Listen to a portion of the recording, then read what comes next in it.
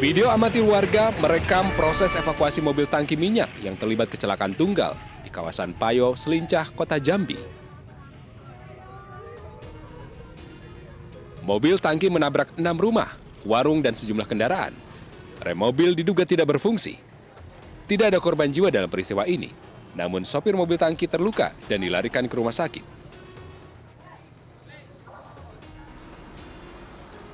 Pertigaan Simpang Gado-Gado, mobil mengalami remblong, jadi langsung menerobos nabrak ke warung. Untuk korban jiwa cuma dari pengemudi saja luka-luka. Akibat peristiwa ini, ruas jalan di lokasi kejadian macet panjang. Kasus kecelakaan ditangani unit Laka Lantas Polresta Jambi. Dari Jambi, Adrianus Susandra melaporkan.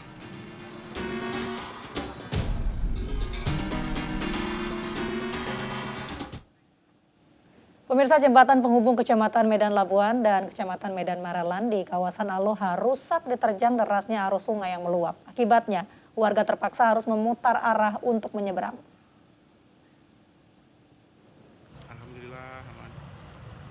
Luapan Sungai Deli di Kota Medan, Sumatera Utara mengakibatkan jembatan penghubung Kecamatan Medan Labuan dengan Kecamatan Medan Marelan rusak parah. Rusaknya jembatan membuat warga harus memutar jalan sejauh 2-5 km. Jembatan ini digunakan ratusan warga 2 kecamatan untuk mempersingkat waktu tempuh perjalanan. Selain digunakan para pejalan kaki seperti anak sekolah dan ibu rumah tangga, jembatan ini juga digunakan para pengendara motor. Sebelumnya ini kan sempat hancur diterjang banjir sebelumnya kan, lama juga lah terbengkalai, terus diperbaiki sama pemerintah setempat. Baru selesai sekitar 3 bulan yang lalu lah kurang lebih. Ini terjadi banjir kembali gara-gara sampah yang banyak nyangkut di situ, maka saat ini kondisinya seperti yang Bapak lihat. Warga berharap banjir Sungai Deli yang meluap ini segera surut agar warga tidak cemas dan kembali beraktivitas seperti sedia kala. Dari Medan, Sumatera Utara, Yuda Bahar, iNews melaporkan. Pemirsa, Menteri Sosial Tri Risma hari ini tiba-tiba dimarahi seorang pria saat meninjau lokasi bencana gempa bumi di Nagari Kajai, Kabupaten Pasaman Barat, Sumatera Barat. Aksi pria yang terekam kamera amatir warga jadi viral di media sosial.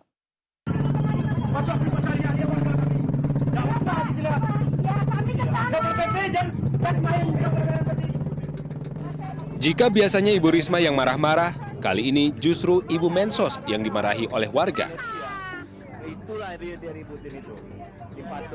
Peristiwa ini terjadi ketika Ibu Risma sedang meninjau lokasi bencana gempa bumi di Nagari Kajai, Kabupaten Pasaman Barat, Sumatera Barat.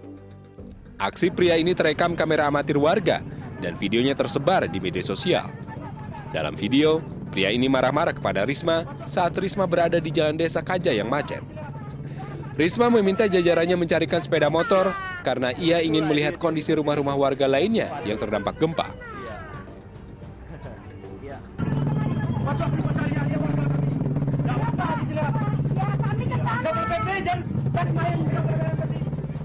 Situasi ini segera diamankan oleh petugas Satpol PP Pasaman Barat.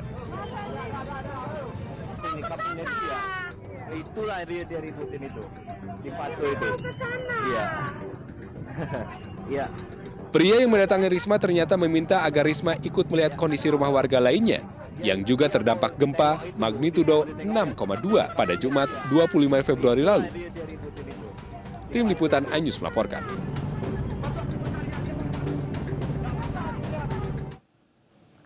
Tim SAR gabungan terus mencari korban yang tertimbun longsor di Jorong Guguk Nagari Malampah, Pasaman, Sumatera Barat. 5 warga diduga masih tertimbun dan saat ini dinyatakan hilang.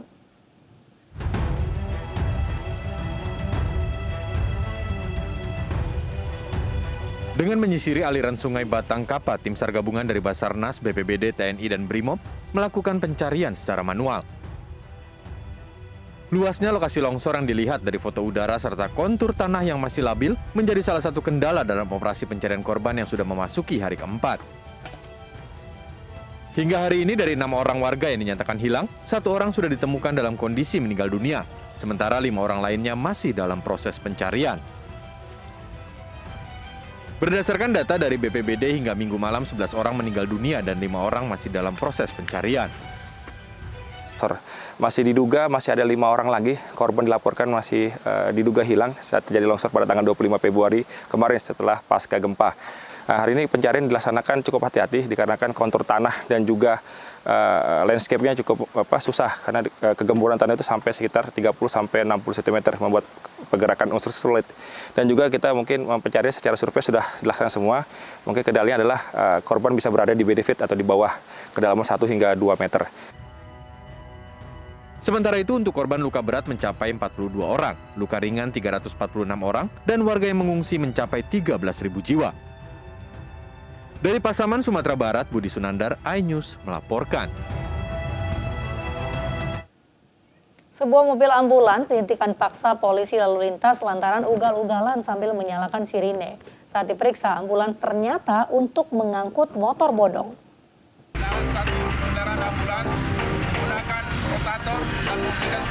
Dua orang polisi lalu lintas dari Polda Sulawesi Selatan menghentikan paksa mobil ambulans yang ugal-ugalan di jalanan sambil menyalakan sirine untuk meminta jalan dari arah Kabupaten Pangkep menuju Kota Makassar.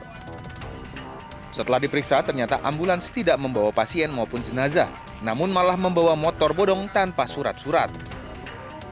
Tak hanya itu, ambulans ini juga tidak membayar pajak kendaraan selama 5 tahun.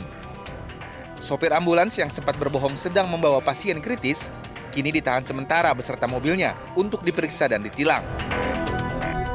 Kemudian kendaraan sepeda motor yang Honda Beat warna hitam yang diangkut oleh ambulans sampai hari ini juga masih diberi kesempatan kepada pemiliknya untuk mendatangkan surat-suratnya, baik itu STNK maupun BPKB-nya.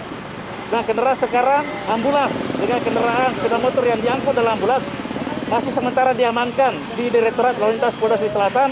Rekan-rekan saya, sopir yang berprofesi sebagai sopir ambulans, tolong bagaimana caramu menanamkan kepercayaan kepada sesama pengguna jalan. Makanya akhir-akhir ini banyak sekarang pengemudi ambulans mengeluh, minta jalan, bunyi rotator dengan sirine, masyarakat enggan minggir. Masyarakat pengguna jalan enggan minggir, kenapa? Karena seperti ini, masyarakat tidak mau dibohongi. Polisi mengimbau seluruh sopir ambulans untuk mengutamakan pasien dan keselamatan di jalan dan tidak membohongi masyarakat bila tidak dalam keadaan darurat. Dari Makassar, Sulawesi Selatan, Yuel Yuspin, iNews melaporkan.